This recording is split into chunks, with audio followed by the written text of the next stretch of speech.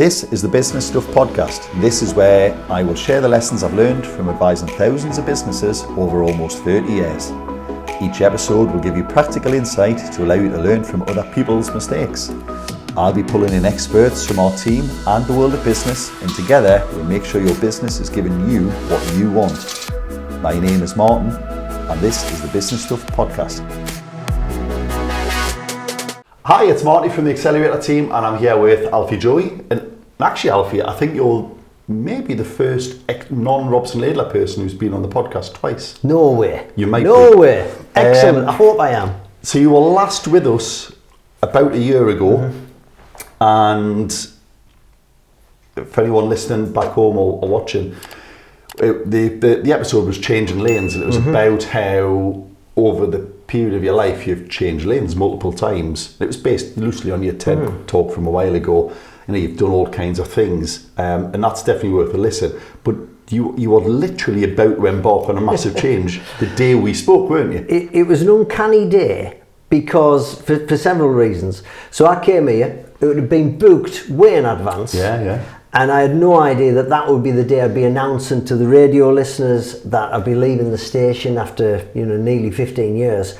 And it was going to be a massive change for me. So you got the scoop. Which unfortunately went out after. Yeah, so but still. We were like embargoed, I think it's the term in the press world, wasn't it? Yeah. But you knew. Yeah. And then after we finished and we had a brilliant chat, I really enjoyed the conversation. You said, so off air, so what are your plans business-wise to move on? What are you doing, yeah? Once you've left. So I said, well, I've got a partner pantomime, I'm designing the pantomime, so that'll be good fun. And after that, I'm not sure. And then you went slightly white and got a bit worried. And you went, right, but what will you do? And you asked me some really probing questions. And I thought, that's interesting. And I remember leaving here, and I went from here to the county hotel, and I joined the Professional Speaking Association because I thought I love public speaking, and that's something I'd love to explore more. So I joined that and went to that meeting. So it was quite a pivotal day. Yeah. And then a few days later, you got in touch with me and said, I'm telling you, you know this, but I'm telling you. And because I've had 2 sleepless nights here thinking, he hasn't got a plan. Alfie's just going to be sitting in the dining room table banging his head. What's happening? And honestly, you were so generous, and you said, come back in, we'll do some coaching just for a few hours. And honestly, that was a game changer, because you asked me to pick 3 things. Just 3 things, because she said, what do you want to do? And I mentioned about 40 things. Can I jump in very quickly, Alfie? This is not a paid advertisement, by the way. I didn't know you was going to do it. I absolutely recommend it, because it honestly saved me from a lot of trouble. And Martin said, pick 3 things that you really like. One of them can be a passion project, but the other 2 have got to earn you money. Well, because, you needed to replace an income, didn't you? And one of the reasons I had to think about leaving the BBC, I loved it, it was a great job, but during COVID I was getting up an hour earlier, I was presenting the show on my own, so I couldn't go out and do all my nighttime gigs anymore, I couldn't do any hosting, and I built up over 10 years of clients, and so I thought, it's when you reverse out of the car park space, somebody drives in quite quickly, and you can lose a lot of work like that very quickly. And I thought that was a dangerous position to stay at the BBC, even though I loved it. And then in a few years, they go, that's it, as they do. We're going to have someone else. And you think, I've got no work now. Yeah. So that was one of the reasons so I had put a bit of thought into that. I've got to go back after the events that I used to host. So a lot of that came back. That was one of the 3 things. The other one was public speaking coaching, and the other one was drawing kids' books and the gallery stuff and design and pantomime. So you got that out of me using what I would call the philosopher Socrates, the Socratic method. It's where the answer is inside you. We didn't suggest that. That's a great method. In theory, that's what a coach does. Yeah. That's a nice introduction to Marty. So, what about you then, Alfie? What do you do? Well, I use because in what capacity are you here in then? Because you're doing a few different things, but you said, well, call us the speakeasy guy. Well, and that was because one of the things was about communication code. Obviously, Yeah. you're a communicator. That's what you've been doing through all of your various guises yes, of things. yeah, You've been 30 a years. communicator. 30 years I've been. But you know, with very different styles, very different Yes. themes. And that again, initially, was a bit of a problem. So it was a very big net to throw 20 out things you could do, and wasn't it? say, I'll teach you public speaking, Yeah. because I've spoken in cathedrals, comedy clubs, I've spoken on the radio, I've hosted at Wembley Arena. Yeah. I can talk anywhere. I've talked everywhere, To anyone. all around the world. You talk to yeah. anyone as well. Yeah, you know, yeah. And I like to think anyone can talk, can improve the way they talk. So, but that was too broad a net. And I realised that when some of the inquiries I was getting were things that I hadn't intended to give advice on. I did, and I researched. Do you mean they weren't quite they weren't Yeah. quite in your wheelbag? I would say so. Yeah. I would say I had It's not to that you couldn't do it and you weren't able to. It's Absolutely, just, but it wasn't what I was expecting. It wasn't, I think, me at my very best. It's a bit like if you're a kitchen fitter in houses. You could do a commercial Yeah. kitchen, but it's not your thing. Exactly. Yeah. That's a great analogy. So there was a moment where I was asked to give a talk at a micro business conference in South Shields. Micro Business Unite, and it's lots of small businesses, and I thought, I can talk about being the public speaking coach. And then I found out there's another guy from the Professional Speakers Association, Simon Raybould, who's the presentation genius. You should get him on. He's brilliant at how to host a presentation, slideshows, all of that kind of thing. He's as good as there is. His book's brilliant and he's fantastic. And I thought, whoa, I'm on with the presentation genius. I'll not be him today. What can I do? Matthew, I'll do exactly. Yeah. So what do I do that he doesn't do? And I had a good think about it, and that was when the penny dropped. And I went, I've been a presenter for 15 years. I host lots of events where I might have 15 different speakers, and I'll commit all the names to memory. I'll know everything about them. I'll interview them very quickly, concisely. I'll get them to be the best guests that they can be. Yeah. And we have a great event. And I thought, this is the age of the podcast. Yeah, this is the age of the panel, the YouTube channel. And so many people buy all of the right gear. So many people have all of the best microphones, best equipment. Good logo. Yeah, but they invest nothing into how to present. It's the most important part. Yeah. So why haven't you booked me? Only joke. We were going to pay for some help, but last time you said bye. That well done. I owe you, and you do. You're very good. You're very, very natural. But so many people just don't think that it's important. So many people don't think being a guest is that important. I'll turn up. I'll say something, it'll come out. I know about my business. That'll So be you're enough to talking about sell. here not as the host. Both. Oh, right, okay. Both, because you've usually got 5 minutes to score as a guest, or one moment. I always say you're there to create a moment that people will remember if you've done something magical. Yeah. And it's happened, several times in my radio career. It's happened several times when I've hosted the Entrepreneurs Forum. There's a moment where I've just gone, wow. That was good. That's the bit people will be talking about.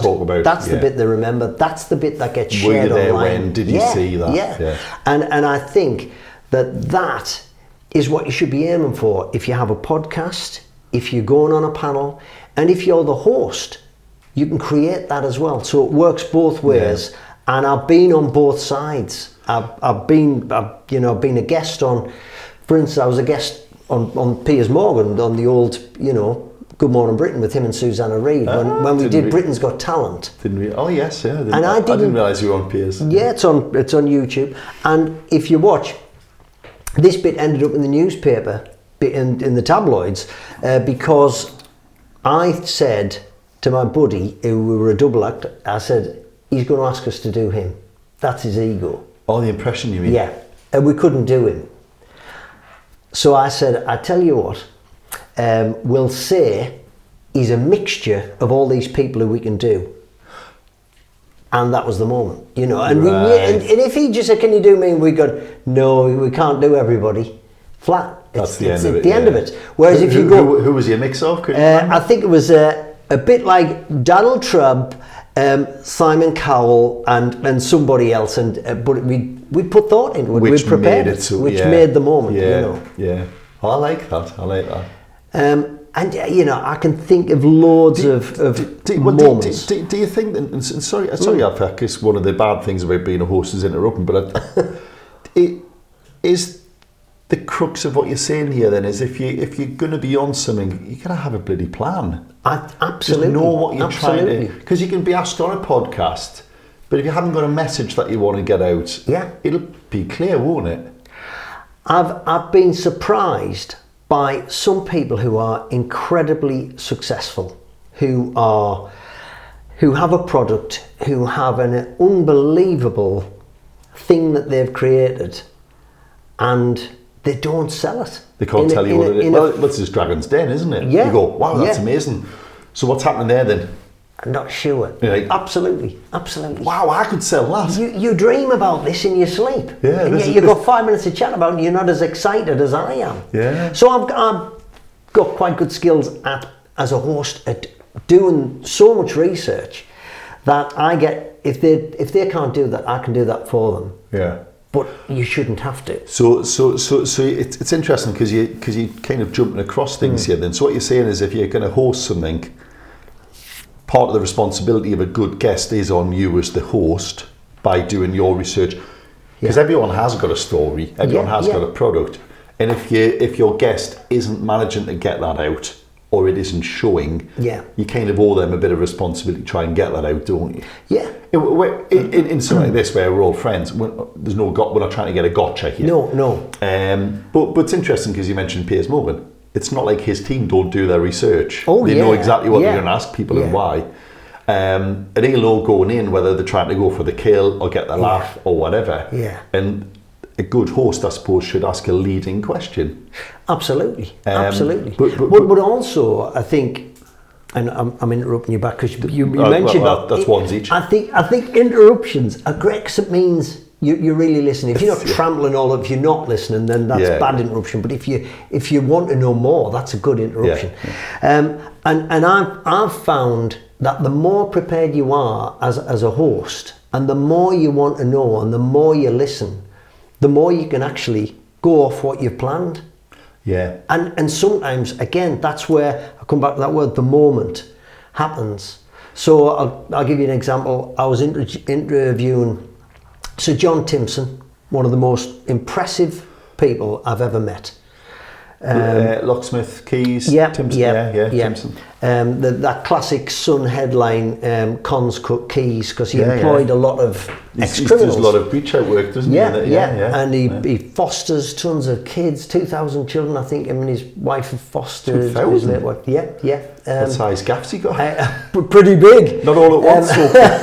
He doesn't live in a kiosk. But does he not live in that small, and that's what I mean. That little at the back of Asda. Well, again, that was the genius of the man. He took them off the high street when he saw what was happening on the high street long before moved them into the thing that was pulling people off the high street. But he also had a fascinating model, an upside down pyramid of leadership, and he spoke about this. And honestly, it was mesmerising. And everybody had the phones out and they're taking pictures of his slides. And he said he's only got 2 questions he asks anybody that works for him. And that is, 1, will you look good? 2, don't put your hands in the till. And that's it. Other than that, you're in charge of that kiosk. You're in charge of that little cabinet. Yeah. Everything that happens in there, the price and everything, that's up to you. And he gives everyone a day off for their birthday.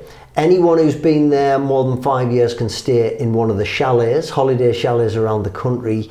And any time... And of course they've already got the key. Yeah. if they need the key. Exactly. Yeah. If you always need a Timpson's, don't you? Once in your life, you've got to go there. You lose your keys, or you need your shoes. Everyone's got a guaranteed watch battery somewhere. They can't find the guarantee for. Last time I went was for that. And any time I go in, I always say, I've met your boss, and they always go, isn't he good? How good's that? Well, that's interesting that they even know who it is, and not that it's just some faceless. He goes round, he meets them. Yeah. I mean, he's passed it on to his son now. But, So what's the moment came when I'm thinking, this is incredible. And he talked about the interview process and how he only appoints on character and conversation. He doesn't do, GCSEs or anything. He's got a lot of Mr. Men and Little Miss characters in front of the interview people, and they just tick in conversation whether that person is going to be Mr. Happy, Little Miss Joyous, or Mood Hoover, or whatever.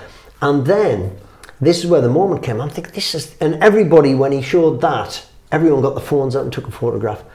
And I was listening so carefully. When I interviewed him, I said, what do you do for HR? And everyone paused. And if you get a pause in an interview, that's gold dust. Yeah. And he went, well, I don't need that. And the whole room gasped. And I went, that's the moment. I didn't intend to ask that.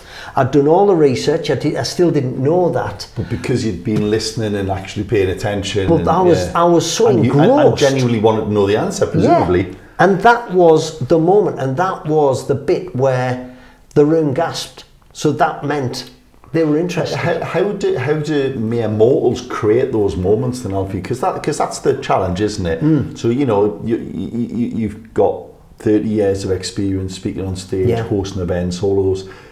To some degree, it'll become a practiced habit. I don't think any of this is natural. I think you have to work at it. And someone like that, who's probably got to that level, has probably got something about them. What about just normal two people? So let's say I'm selling you a car, in low fell. I think it's really important, and it was great to hear when I came in that one of your team said, watch the interview again the other day. I think that's where you learn.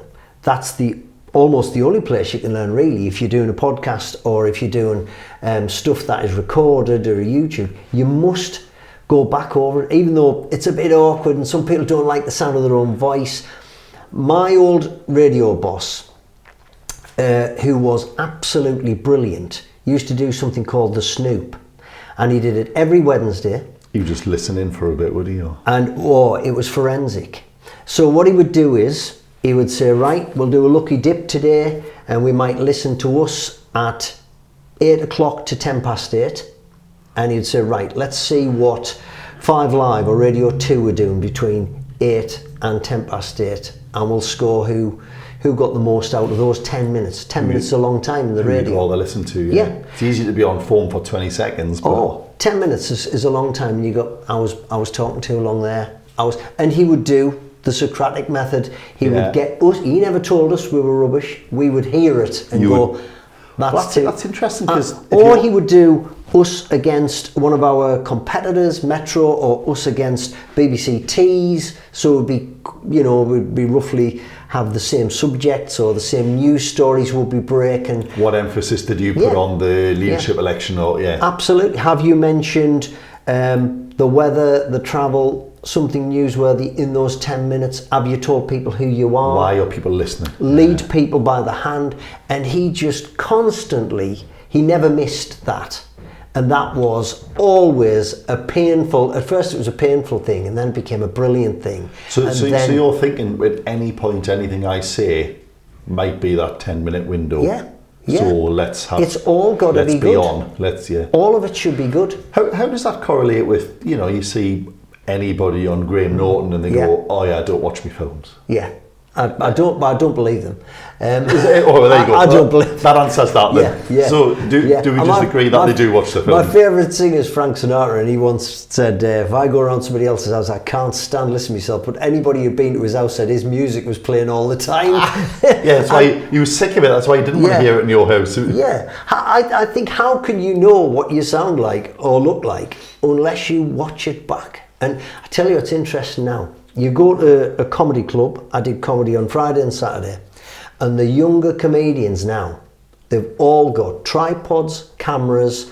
They are watching themselves over and over. They grow an audience like that, but they're also studying themselves. And I listened to a young guy, I can't remember.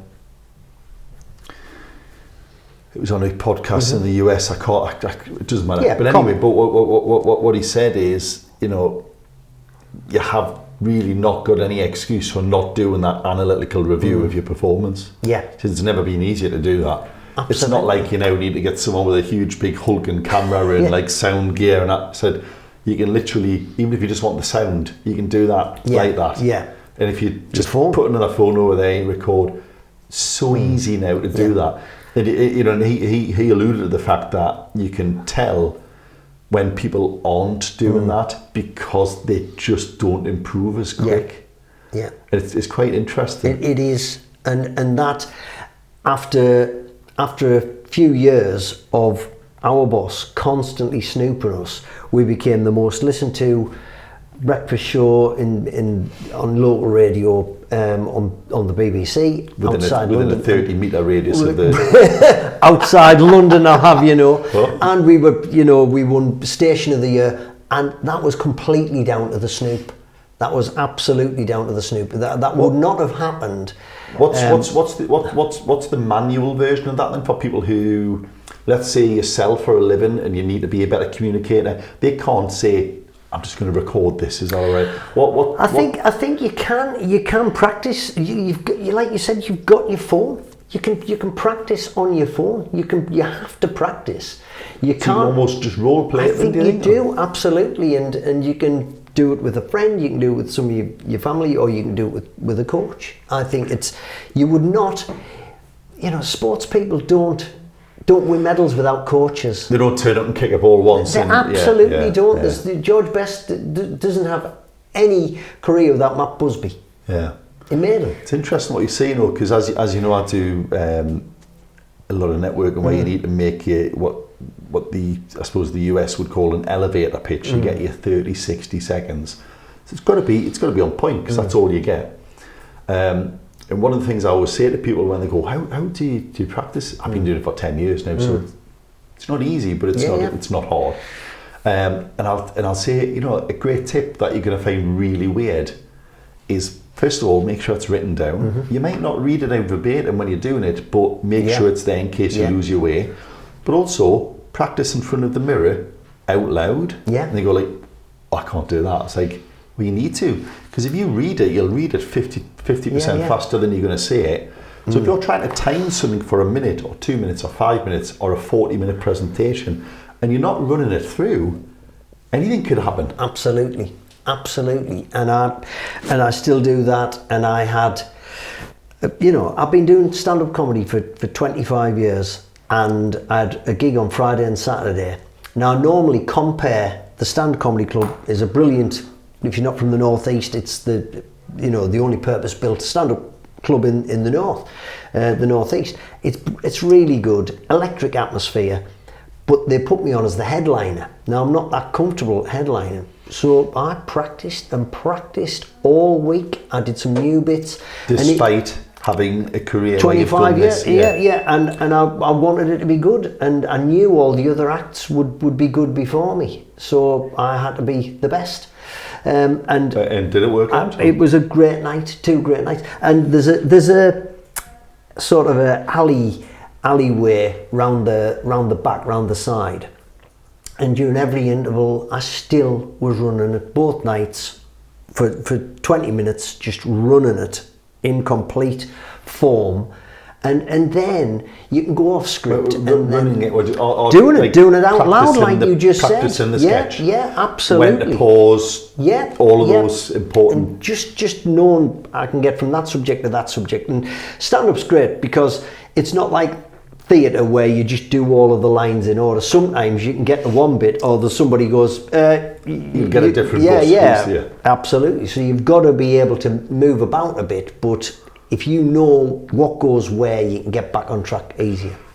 You touched earlier as well as about the prep, and I remember I spoke to you before or after or about the time when you were hosting that event with a guy who wrote Everybody Loves Raymond. Oh yeah, Phil Rosenthal. He's brilliant. Yeah. And you'd said, you know, you'd put loads of time and energy, and you'd watched old interviews and all kinds.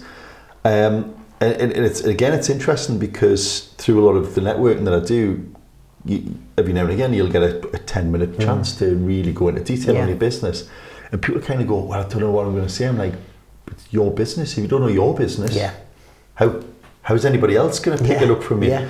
And I suppose the point there is about, there seems like there's a balance between having the comfort that you are the expert at the thing you do, but not taking it for granted, and you've still got to do the prep. Yeah, well, that's a great example. So Jerry Seinfeld talks about this. Yes, he talks about it as torture. How every day, all day, he's running jokes and thinking, could that be a bit? Oh, that tea. Right, every day. All day, every day, like a job. And he said it's not fun, it's torture. But then he's one of the highest paid entertainers in the world. He tells a story of some construction workers, and he saw them, having their break and then trudging off back to work, all having a bit of a laugh, and he went, if they can do that all day, I can write jokes all day. And but it's just as much work to him. Oh, it is, And it was quite funny because I saw an interview with him where someone said, with Seinfeld, I mean, it wasn't as big in the UK, but it was huge. And someone kind of went, was it we started to flag? And he went, no, our last series was the biggest. We went out on the absolute That was the Larry King interview where Larry King says, so you sure got cancelled? He went, we didn't get cancelled. Yeah, it was the biggest thing on TV. Show. Yeah. We chose to end it. But despite that, he still has that painful torture of preparation and analysis on everything he does. And I still have to prepare stuff. I just can't just turn up. So with Phil Rosenthal created Everybody Loves Raymond, he's got the most successful cookery show on Netflix. It's called Somebody Feed Phil. So there were I knew there'd be two audiences there, and there might not be a full crossover. Channel 4 breakfast TV comedy audience and your Netflix audience, and two different generations. And it was right, because I said, who likes that? And there was a different sort of cheer for the Netflix. So there'll be like a Venn diagram of people who like both, but there'll be some who have never heard, what's this Phil thing? Exactly. Who's Raymond? So I knew it had to reach both audiences. There's 2,000 people in the Tyne Theatre, I think. And so I also wrote down, I knew all of these subjects that I could talk about, that he had anecdotes about, because I'd watched every interview he'd done, and he'd done on Letterman and everything. And he shouldn't need it. But he's an award-winning comedy writer. Well, I told him, I said, I've written down on a pack of playing cards, because you've got so many stories. I said, it would look quite good if I shuffled them. And he said, you won't need them. Really friendly. He said, you won't need them. And I went, well, they're there if he said, you can use it if you get to it. He said, but we'll just have fun. So I put them in my pocket. I had two cards that I'd written all my questions on and never looked at them once. So I did so much preparation, but like you say, write it down. You might not need it. Run through it. It looks great when you don't. I suppose it's like your verbal exam in French at school, isn't it? You can do all the prep, but when you get there, you've got to go. And it's got to feel like a conversation, and it's not a conversation. It's an interview where you say the questions are leading because you know where you'd like them to go, or what you'd like to approach. And so he was just brilliant. So I just enjoyed it and just let him. Let him play. Well, listen, because we're calling, this is going to be titled something in relation to communicate and be, better communicate. And people might have to look to pull the stuff out here. Well, I personally think we've covered a lot of areas already about preparation and knowing your audience, knowing your guest, knowing your interviewer if you're the guest. What basic pragmatic tips would you have for just, like I say, the everyday Joe who isn't getting interviewed by Larry King or covering Seinfeld or whatever? What can they do? What can your average punter in business do to improve their lot? I think, to be honest, it's the age of the podcast, it's the age of the panel, it's more than likely, if you're in business, this is the Business Stuff podcast, this audience will more than likely appear on a podcast or a panel at some stage. Panel. If they don't host one. A panel as in, I did a sales conference. There's 4 people on the stage. There's 4 people on the stage, sometimes more now. And what you're going to do? What thought are you going to put into that? What moment are you going to create so your business is louder than the others because you can make that happen. Because why waste that opportunity? If you're in a room full of 500 the point people and turning you're up? one of the four at Yeah. the front, Yeah. you better have something to say. And it's not about being overly competitive, but it's business, and you want to show off your business. So don't waste the opportunity and cause a moment to make people think, or a moment to make the interviewer stop in silence. Or I wasn't expecting that. I interviewed Esther Ranson on the radio, and this is on, somebody sent it to me. I retweeted it recently, and I was interviewing her. I can't remember what the subject was. When was this? About 2 or 3 years ago. Oh, right, so recent. Yeah, fairly recently. And just you've both been around so long, Alfie. It could have been anywhere from 1987. That's life. That's one for the older viewers. So look Esther Ranson up if you're not sure. Yeah, I used to love That's Life. Right, brilliant show, wasn't it? She was so good. What was the thing they had, the jobs with the week or whatever, where they had some council official who just wouldn't budge. Yeah, oh brilliant man, that was show. good. Yeah. So she's chatting to me, and she said, well, you know, right now I'm talking to you, walking around my garden naked. I went, I don't know what to say. I don't know, and she clearly hadn't planned to talk about that. It was just the way the interview went. But it was a moment that I remember, I won't forget. And our neighbours are listening and thinking, I wonder if she is. She's got good hedges. So she said it's very well. Yeah, so, hold on. Pardon me. This is a family show. This is a family show, Alfie. There's the moment. There's the moment. How dare you? How dare you talk about? She's Esther a dame, Ranson. I would imagine. Yeah. So I think anyone can improve or go for that moment, or think, what is the one killer punch I want to land today? If I've only got 5 minutes, what impact can I make that will be lasting or have some kind of viral potential? What if you do something dull though? Well, you know, what if you're a tax advisor or an accountant? Like, I'm playing devil's advocate there because I know how interesting it can be. Well, but the people are going, yeah, sorry for you. You've done all this stuff. It's the same as what you do. The same on LinkedIn. You try and find the interesting bits, and there's interesting bits in everything, and there's content in everything. We're in a content-driven world now. So if you don't make your content interesting, and you don't make those appearances interesting, you lose. The end. That's it. Because you wouldn't get so many bites, don't you? Yeah. And there's always... You won't get asked back on, you know. No. You'll not get another one if the last one was, but yeah. Third appearance. Here we go. Let's hope so. Oh. I was on about the lack of your second TED talk, to be honest. In Britain Got Talent and a couple of other things. He's off now. He's mean, isn't he? So, yeah. No, but you're not going to get the panel the second time round if you added nothing the first time. No, it's less likely. And the people you want, you know, people, those great American chat shows. I love the history of the talk show. Is fascinates me, and I've been a student of chat shows and conversation for a long time. Who's your favourite of the old American? David Letterman would be just going to say Letterman. Absolute favourite, because he always did something different. Just outstanding. And people always say about and that's part of when I do my little course or I do a session, I always start with who are your communicators? Which communicators have spoke to you? Because when I loved... Is that to try and get their style, or just to get them thinking about what is working, what worked. Oh, so if it worked on them. So, yeah. So who do you like? Which interviewers do you like? And you know, talent borrows, genius steals. Success leaves clues. You can think, what's Parky doing? What's Michael Parkinson doing? That's working. What does David Letterman do? That works. What does Jeremy? Wheels of Steel.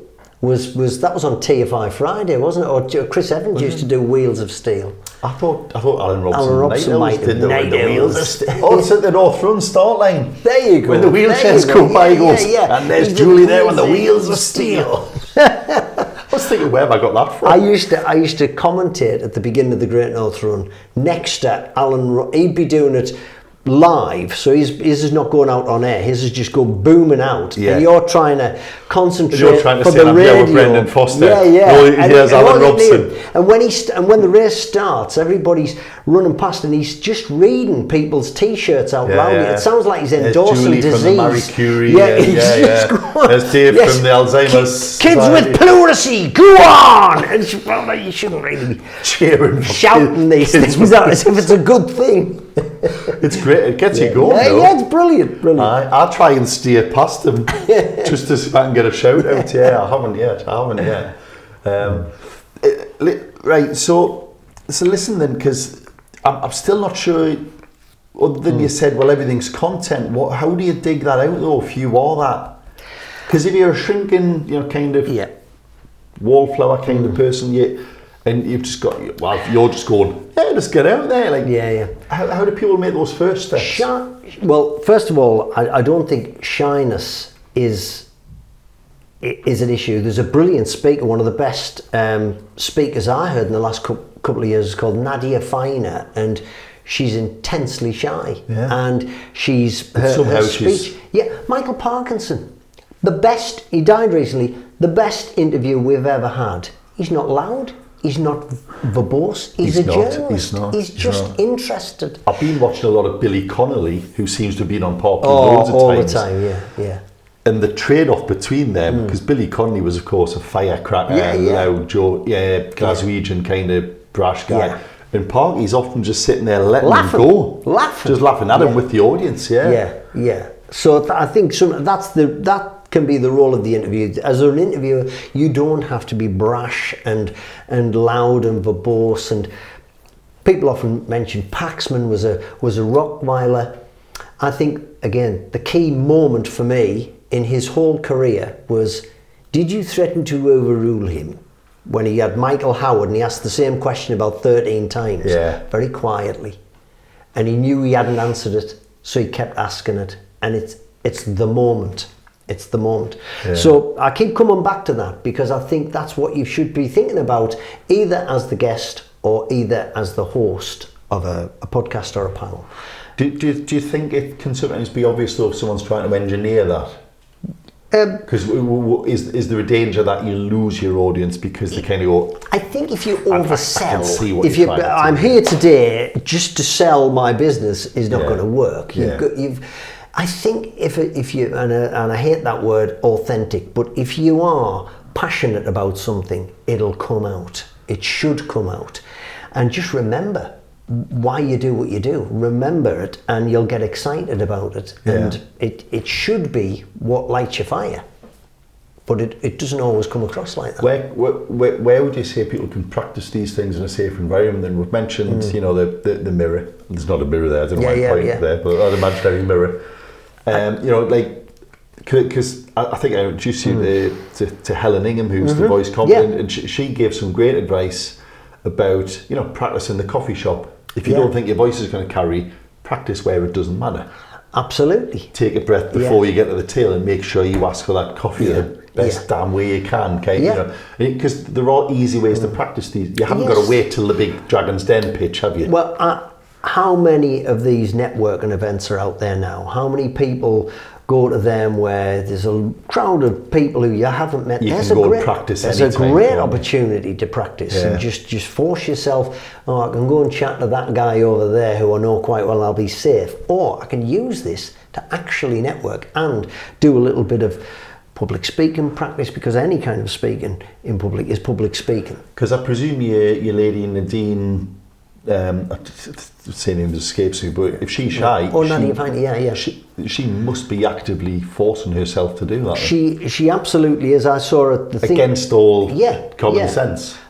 Completely, and she had a very distinctive voice, and she felt that voice wasn't for public speaking. I heard her doing a mic test before a talk, and I just thought, wow, that's quite a unique voice, and it's part of her, and it's part of her shyness. But it's interesting. She talks about shyness as a diversity, and I've never thought about that, because very often you hear the loudest voices in the room and ignore the shy people. And she made a very good case, I thought, for shyness being considered a diversity issue. It's interesting. Yeah. Well, I know. Certainly, you are very kind to talk about some of the things we do at Robson Laidler. I know if we're having group sessions, we like to make sure everyone's said something. And you can't make someone say something, but we like to make sure everyone's had the opportunity. So this morning I was talking to a business owner, and it's a family business where there's a bunch of them. I'll not say how many in case it's obvious to anyone, but and I got the distinct impression that they don't all think they're being heard around the table. Yeah. And if you're the quiet one, you won't get heard, will you? No, it can be hard. So sometimes part of what we do is trying to make sure that everyone has. Before we go, right, we're going to move on. We go, what did you think about that, Alfie? Yeah. And did you agree with that? And price, Well, they're going to have to say yes or no, aren't they? Yeah. But it's really important that everybody gets heard. I think you're right. Yeah. And I think, and I think you can only do that if you can spot the sort of cues. How much of communication then, without going over old ground, because I think most people get the idea on this, it's not just what you say. It's not necessarily whether you say it in a loud voice or quiet voice. There's a lot of other cues, isn't there? It's how you hold yourself. It's completely. I think smile on the phone. All of those things are very relevant, aren't they? It's very subtle. I see it as an art form. I think the art of conversation fascinates me, and I think, spend some time watching. The YouTube's great now. You can just watch endless chat shows, political interviews, watch. They always have compilation bits where interviews went wrong. And just spend some time doing your homework and watch some. How do people walk on? How do people? And again, if you have a podcast, what do you do at the very beginning?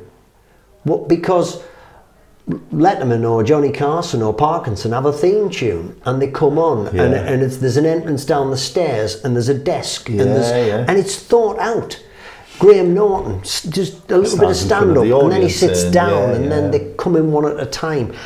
What do you do? What is your imprint? Because I've done a lot of panels and discussions and conferences where sometimes they put a lot more thought into the goodie bags, or what we're going to do at the break, or making sure they've got 4 good speakers who will complement each other, or the sound system, or the hear them. My heart sinks when it's we're just going to use the hotel sound system, the in-house sound system. Well, they haven't got a good one. I'll tell you now. I've been to. Never rely. You can go to great hotels. These £50 million hotels have a £10 Tandy system. Never go with Can you even the get hotel. Tandy system? Well, probably not. But you come back sometime. Curries or whatever. But they'll just only have a very cheap sound system for a very good reason. Because you should be getting a good sound system. That is.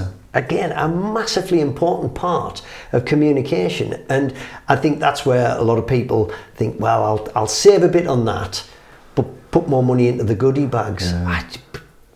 Goodie bags? I'd rather hear what people are saying than have a few sweets and I've things. had some nice things, but I don't think I've ever had a goodie bag that was more important than the thing I was there speech. for. You want to hear the person on the stage, don't you? You want to pick up some nuggets, not a bag of nougat. You're like, I want to hear some good stuff. That's interesting. Right, okay. Well, Alfie, what's the bit then?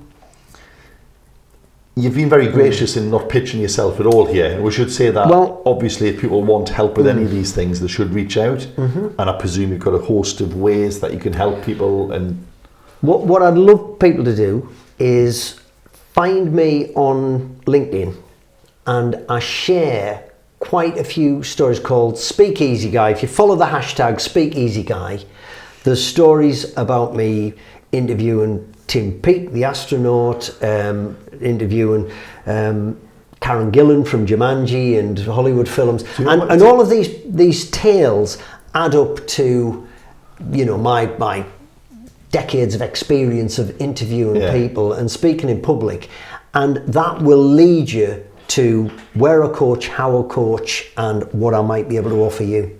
Where was Tim when you were speaking to him? Oh, he's on the moon. He was up there. He wasn't. No, He wasn't. No, he never went to the moon. To be fair, I'll tell you a very quick one. This was.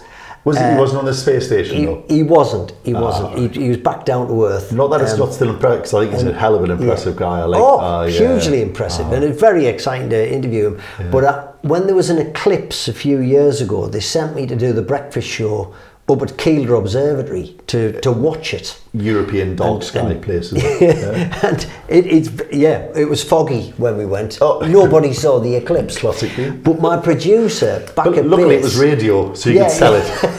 It's gone dark. Yeah, it was funny. You got to make it. You can't pretend you've seen something. So my producer at the time was brilliant. Laura's fantastic. She said, we've got a great guest the moment after the eclipse. And she says, we're not going to tell you who it is. And I'm thinking, wow. So you're thinking it's Buzz Aldrin. I'm thinking, Laura, her contacts book is really impressive. She used to work at LBC. She knows but it was Alfie Moon. Not quite as bad. It was Bonnie Tyler. Total eclipse of the heart. Well, I didn't guess that. I was absolutely thinking Laura will definitely have somebody like Neil Armstrong. So she will pull one out the back, Tyson, and I'll be so excited. She went, and I literally opened the phone and go, "Hello, who is this?" And it was, "Hi there, it was Bonnie Tyler." And as much as I love the song "Total Eclipse of the Heart," did you not get it? I was so deflated and disappointed because I thought it was going to be somebody, But anyway, she was great and nice and funny. Actually relevant. Yeah. Not just pun-worthy. But again, I had to interview her without any knowledge or notification or research or anything. Yeah. So that's, again, sometimes you have to interview people at very short notice. And I had a great, I took my mother to see Bonnie Tyler at City Hall, I presume it was, and she was there with a lady called Lorraine Crosby, who sung Meatloaf's. Fantastic, and what a night it was, I tell you. Wow. But also, Total Eclipse of the Heart, and like I Need a Hero, although like I'm sure that was on a TV show back in the 80s. That I used to look on a Friday you're right, night. Yeah, I can't remember what it was, but she was brilliant. But, yeah, what a song. Yeah.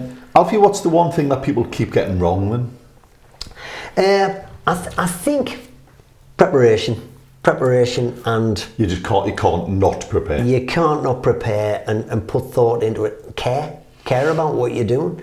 It's your business. It's very often these things you turn up. You've got free time. You've got a free hit. You're on someone's podcast. You should care about it, and you should. It's an opportunity, and it's free. So get out there, create some content, get a coach. I'm not saying get a coach. Because you need it. You can't, it's very rare people do these things themselves. Yeah. Good. Solid advice. And yet again, great to have you on. Pleasure. Fingers crossed for the third.